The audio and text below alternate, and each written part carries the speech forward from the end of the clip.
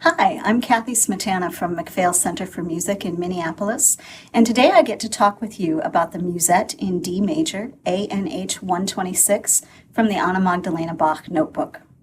This piece is delightful, and students usually connect with it right away. They love the jazzy syncopated rhythms, the fast 16th notes, and the quick athletic leaps across the keyboard. Because most of my students would rather play first and plan later, I need to be sure that they're prepared for the challenges in this piece before I send it home. I like to prepare them for the rhythmic challenges in this piece by doing a few simple clapbacks in lessons, reinforcing 16th notes and ties. At some point, I'll be sure to include this rhythm, and a number of other rhythms from the piece as well. Harmonically, I want my students to have an understanding of tonic and dominant and their significance within a key. So we will have spent some time harmonizing simple folk melodies with tonic and dominant, and I'll be sure that they've had practice looking for tonic and dominant in their repertoire as well. Physically, I like to prepare them for the coordination challenges in the piece by doing 5-finger scales in every way I can imagine.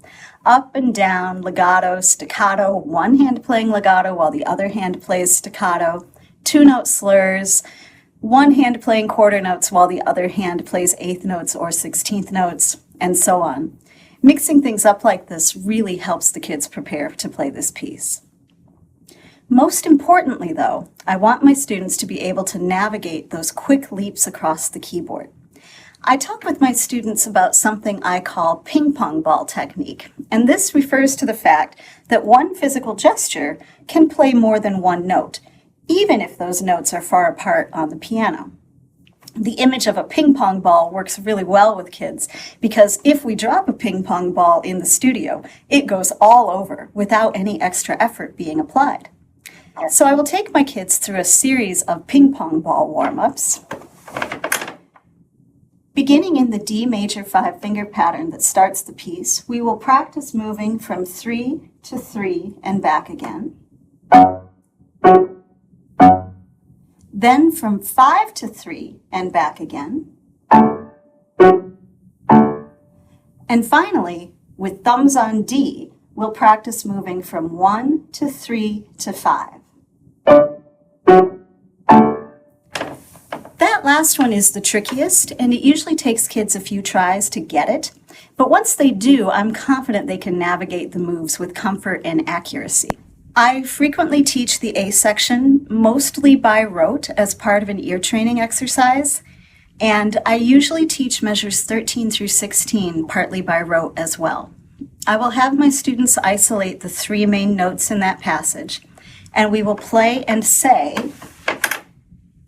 E, D, A, E, D, A. Once they can do that easily, I'll start adding in half steps.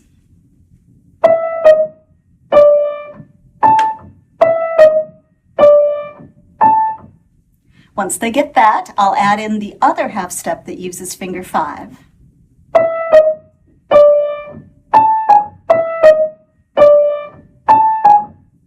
Then the last half step.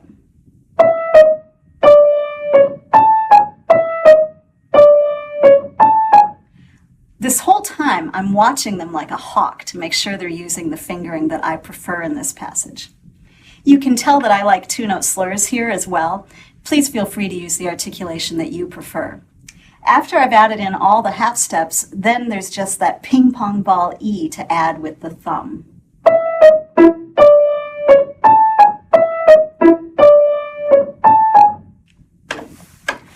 Practicing this section in this way lets kids experience the physical gestures at or close to the tempo that they will play in the finished version of the piece. This means that these gestures feel much more natural and the sound is much more musical.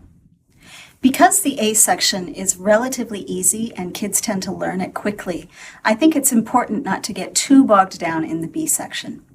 Using their ear, a little bit of music theory knowledge, and a strong focus on technique, we can prevent many common problems with this piece and really capitalize on that initial surge of enthusiasm that they usually feel when they hear it for the first time.